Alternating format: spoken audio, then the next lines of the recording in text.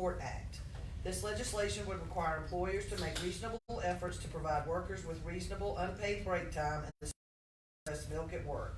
This act will not require employers to compensate employees for breaks taken to express breast milk unless the employer already provides compensated breaks, and does not require employers to create a permanent or dedicated space for use by pumping employees.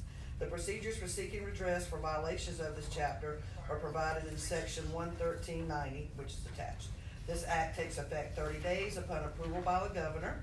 Within 30 days of this act, the South Carolina Human Affairs Commission shall post on its website information to educate employers, employees, and employment agencies about their rights and responsibilities under this act.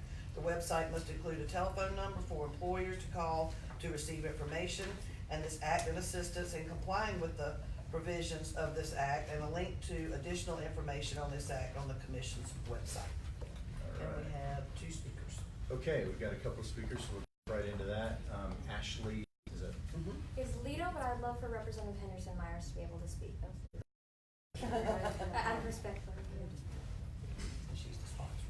Good morning, Thank Representative. you. Welcome. Good morning. Good morning. Thank you so much. I am the sponsor of this bill. I introduced it, and this bill is crucial for health of our women here in South Carolina. It's good. It's a win-win for families. It's a win-win for employers. There are health benefits to breastfeeding of the babies. There are also health benefits to the mothers. It allows for women to who have babies to come back to work sooner, or in many cases you have women that don't come back to work at all because they can't breastfeed their babies. So it allows for employers not to have to take time to try to find replacements and train someone else, and it allows women to continue to work and breastfeed their babies. So I ask for passage of this bill. Thank you very much. Any questions?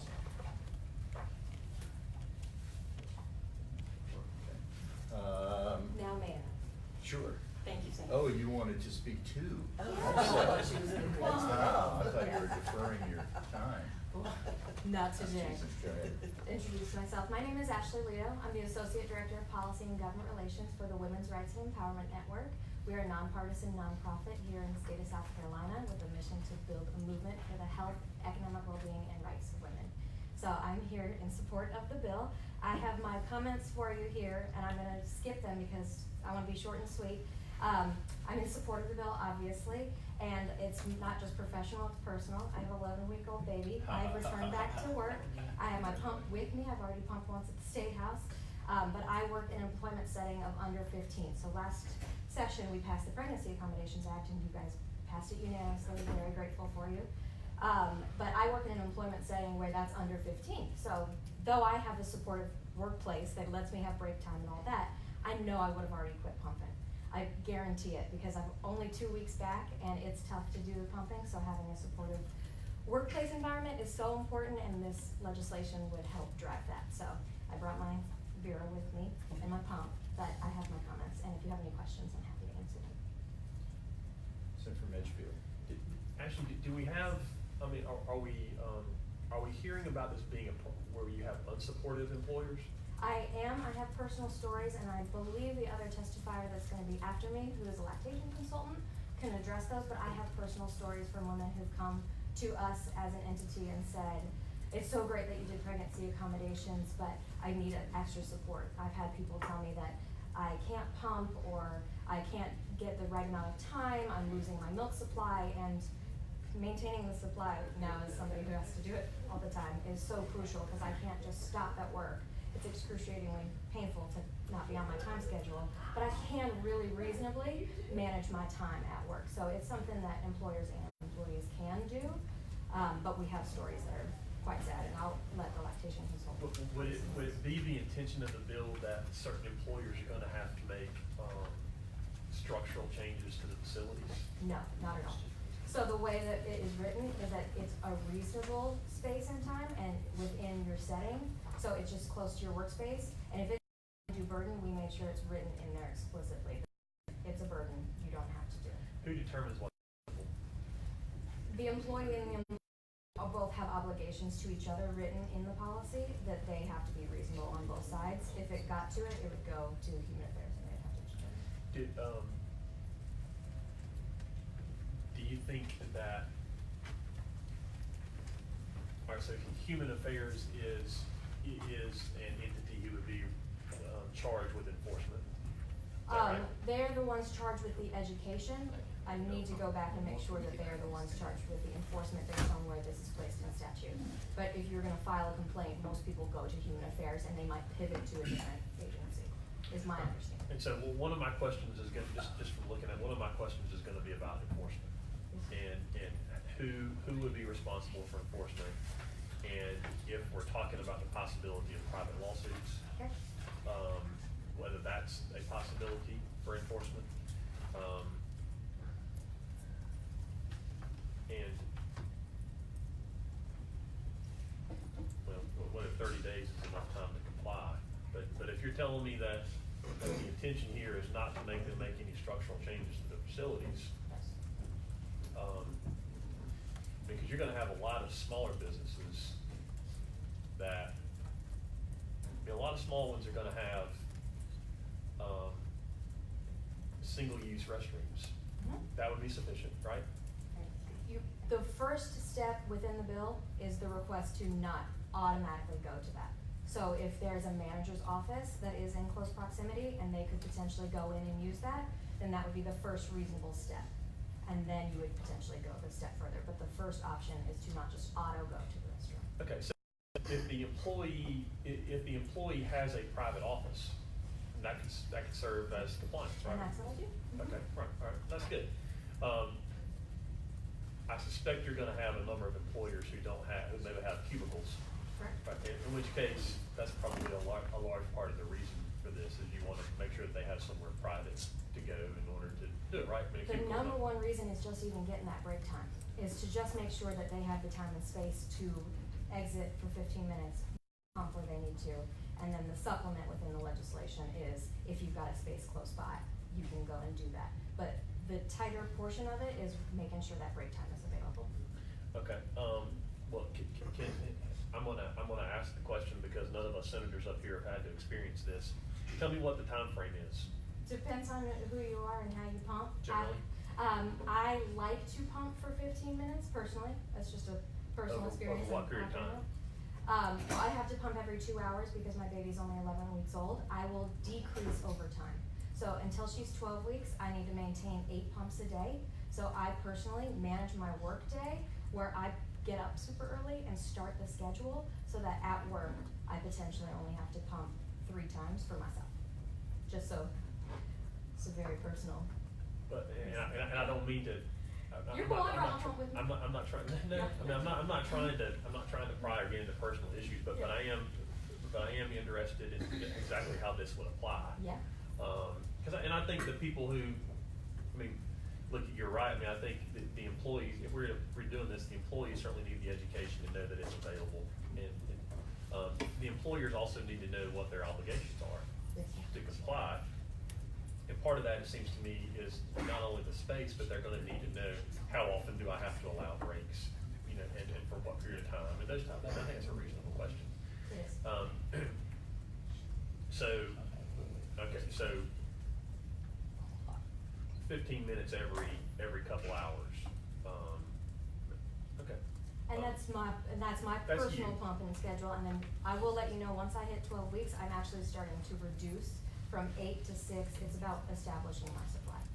Sure. So that's part of the education portion that we have requested from Human Affairs to post on the website, and that was language that we did with the Chamber of Commerce to make sure that their members really understood what their obligation was. So I worked with Sarah Cohen on that. And I understand, I mean, every mother's body's gonna respond differently, Mhm. right? So, okay, I'm just trying to get a general idea about what we're talking about there. Okay, so if, like in your situation,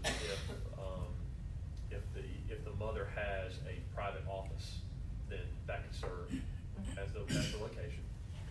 If there is no private office, cause I see the part about other than a toilet stall, and I agree with that. But if you have, I mean, a toilet stall typically is gonna be, at least when I'm thinking about it, we're talking about a restroom facility that has multiple toilets. Mhm. Because if you don't have multiple toilets, you don't need to have stalls, right?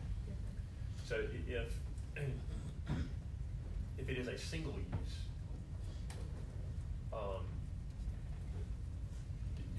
do you anticipate that being sufficient? It wouldn't be the first step for that employer, so we need to discuss with the employee what might be reasonable, because the employee may not want to go. Breast milk is food for babies, so like you wouldn't wanna eat lunch in the single use, that's the easiest way for me to explain it.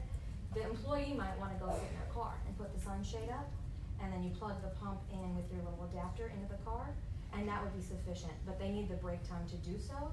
The employer just can't say, okay, you can have your break, but you have to go in here, you can't go outside. The reasonableness is that kind of back and forth of, I don't have the space here within, but not forcing you to the bathroom, but it is available to you, and then the self-selection of the person to find So the space. it is as much about having the break time as it is the facility. The break time is the number one key That's- component. Okay. Because you can't schedule it, it's just pretty much. If you can put yourself on a time schedule, every 2, and then I'm gonna stretch to every 3, and then over the course of the year, I'll only have to pump once when I'm at work, yeah. But- Okay. So just to make sure I'm clear on Yes, that. sir. So, private office, manager's office, something like that, first choice. Yes, sir. To Senator Massey's point, a single-use restroom is sufficient at some point during the process. Maybe displacing another coworker to use a room that they're in, that probably would allow us to get to the restroom or something else, correct? Correct, Okay. because it could disrupt their workday, and there's an undue burden clause, so it would disrupt the business if the employee who was in that private office couldn't do their work somewhere else, Yeah. kind of back and forth negotiation. It's supposed to be reasonable Sure. on both sides. Sure. Okay. Okay. Anything else? Okay. All right, now. Mr. Chairman, let me Any make other? a quick comment. Senator from Spartanburg. Kind of personal note, Rosalind is, from Spartanburg, the sponsor, Rosalind Henderson Myers, Representative Rosalind Henderson Myers. But, personally, we had 4 children, and now we have 9 grandchildren. The latest grandchild appeared 2016. And the mother had to work, so my wife, was taking care of the child most of the time, still heavily involved 3 or 4 days a week. I was not really plugged in, even though I had 4 children and 8 other grandchildren that were much older now, from 18 now to 12, how important this was. And the importance is in the health of the baby and the mother too, but really the baby. And y'all, you're younger senators, I'm sure you probably know that what I'm talking about. So if they have the mother's milk, it wards off a lot of things, illness, sickness, and everything. So we phased through this when my wife, well, she didn't pump good today, we don't have enough, and this, that, and the other. You know, every day it was one of these things. And she was working at a doctor's office, doing her thing, or going to school, she might still be in school today. So now we're past that, and as late as last week, Daniel was at the doctor's office, 2 or 3 days with a cold, a cough. It's, so once he got off the mother's milk, then all this stuff starts kicking in. We're lucky if we can go a month without some kind of problem. And so my wife is always pulling her hair out, saying, oh, Daniel's sick again. Oh, what are we gonna do?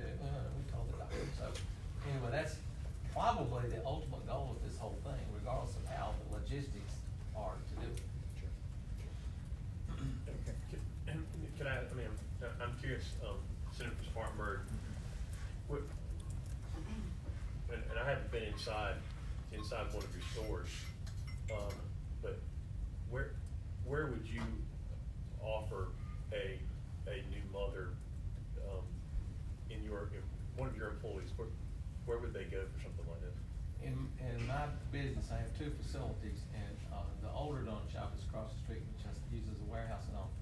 But it was so confining. But we had 4 restrooms over there, and it was built in 1969. So I could have handled it at the old store. But in the new store, we have a nice break room. It's not under lock and key. It does have a window. People can see him, but we put paper over that or something.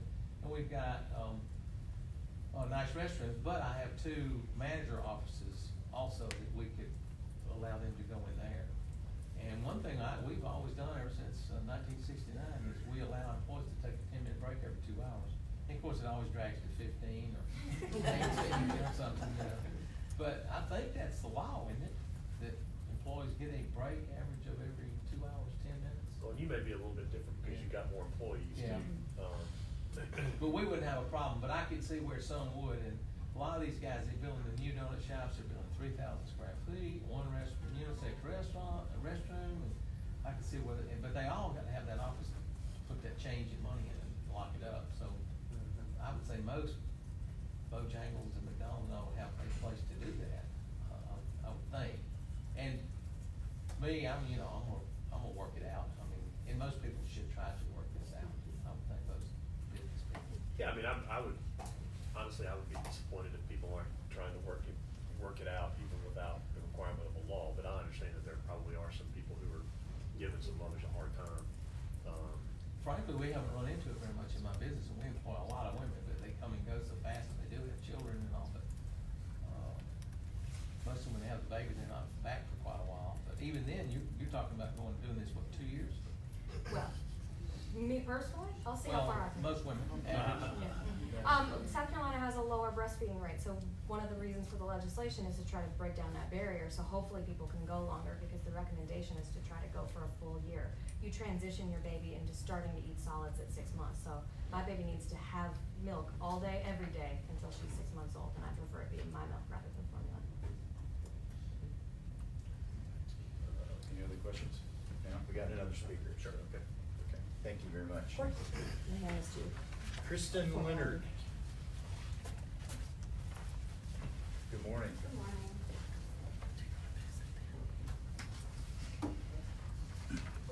Hello, my name is Kristen Leonard. I am a citizen of Senate District 20 here in Columbia.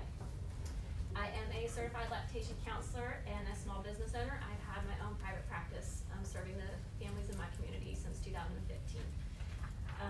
As a small business owner, I have seen firsthand how workplace supports can undermine or facilitate breastfeeding relationships and the impact that that has on the parent-child dyad and their family unit.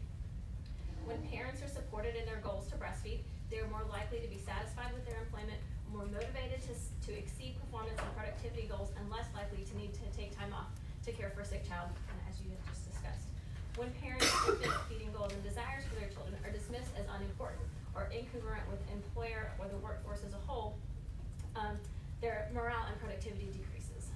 When this happens, they're more likely to leave their employer or to leave the workforce. I've seen that a lot, especially in high demand fields where we need employees, and we have people that are saying, this is just not working for me, so I need to find a new employer, or I'm just gonna take a year off, and 1 year turns to 2, turns to 3, turns to there's the next baby, and then they just stay home. Passing laws such as the Pregnancy Accommodation Act that has already been passed has put South Carolina at the forefront of family-friendly legislation, and this would continue that legacy. I'm really proud to be here and to have a part of that. I think it's something that we as South Carolinians should be extremely proud of, that our family supportive legislation is even better than what we have available at the federal level. So I would encourage you to pass this as well. Thank you very much. Any questions? None at all? Okay. That's it. That's all the speakers that we have on that bill. Yes. Chairman, could I speak? I forgot to sign up. Is there a way? Yeah, what's your name? Joshua Putnam with Come on, Josh, come up. Okay. Who are you with, Josh? Joshua Putnam with Palmetto Family, President of Palmetto Family. Sorry for not signing up, so I You apologize. should know this routine. I know, I should. So, I like the mustache there. I mean, you're looking good. So, just to answer some of the questions I've heard and all that, we support the bill. One of our concerns at the beginning is like, well, is this going to put a burden on employers? Are they going to have to build a room? Or are they going to have to accommodate in a way that would be hampering to the business owner or anything like that? And this is a really, we would rather it be a little stronger worded bill because it put almost more burden on than it does the employer. Just it's really kind of what you mentioned. It's more about just providing the opportunity to take your break time. It even says that an employee, if you read a text, employees should use their unpaid break time. So an employer doesn't even have to pay the employee for being able to express milk at work. So we kind of vetted the bill, make sure that it wasn't going to put any requirements on business owners to go out of their way to build facilities. And so we were pleased with the bill. Obviously, I've never expressed breast milk ever before, but my wife, we've had 4 kids, and she has an oversupply. And so she's got a pump even after she breastfeeds. And I can tell you just by personal experience of having to wash all those parts every single time, okay? Number one, she does not pump longer than she has to. It's not pleasant for her to pump, so it's not like a process where they're going to be dragging that time out for an hour or 30 minutes. It's usually 15 minutes at the most, because that's usually as much as she can tolerate. But one of the things to kind of consider in this bill, it helps the child, and it also helps employee workforce. Because if a mother who is breastfeeding, if she misses every 2 hours, especially at the beginning, she can develop mastitis or mastitis. Yeah, thank you. And that can lead to an infection. She can be hospitalized. My wife developed that because of her oversupply, and we've had to take her to a doctor. And it can reduce your breast milk. I mean, you can actually lose all your breast milk. And so, from a mother who's just had birthed a child, she has so many medical expenses. So, if you lost your milk supply and have to go to formula if you didn't want to do that, you're adding a huge financial burden on that mother and on that family. And then you're robbing that child of nutrients and a lot of protections that you mentioned, Senator, that's very true for that child. And so, but also think from an employer standpoint. If they have an employee that develops that type of an infection, that employee is going to be out of the workforce for 3, 4, maybe even a week at best, where they're going to disrupt that workforce. But I just wanted to call to question the bill. If you read the bill, it puts almost more burden on the mother who is expressing milk. It's really the heart of this bill is just to provide the opportunity to express milk. I used to work for a small employer. All of our offices were occupied by all of our employees. We had a lady who had to express milk because her child was not at work with her, and she would go to the car and all that. And so she'd rather do that than go to the single stall bathroom and all that. She was more comfortable with that. But it worked out well for her. But we had an employer that didn't have an issue at all with that at all. So all you're doing with this bill is providing an opportunity. And so I just want to answer any questions that I don't believe it puts any burden on the business owner whatsoever. So thank you for sponsoring this bill. So if you have any questions, I'll be happy to answer. And I know the Catholic Church, they support it as well. Sure. Thank you, Josh. Any questions beyond that? Yeah, thank y'all for y'all's work. Mr. Chairman, thank you. I mean, I don't know what your plan is. I assume it's to try to move it forward. I would support that. Although I do want to say I'm going to take a look at 11390 and just look at the enforcement mechanisms. I'm a little bit concerned about the enforcement stuff. So I don't want to surprise anybody. I may offer an amendment at the full committee. I may not. I just want to let everybody know that I want to look at that part of it and then go from there. But Sure. I think the idea is that the concept is a good one. Sure.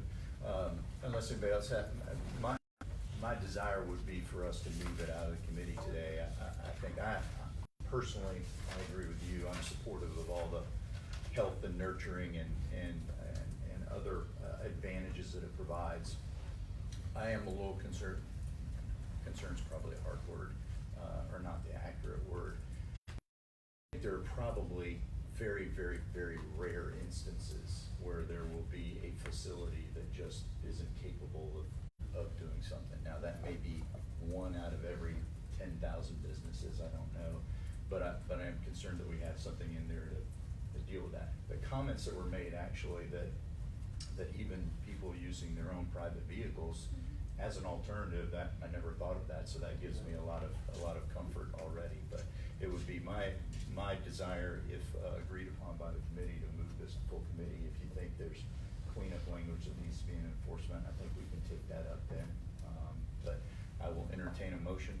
Chairman, I move favor. There's a motion for favorable report. Is there a second? There's a second. Any discussion? All those in favor of moving it forward, say aye. Aye.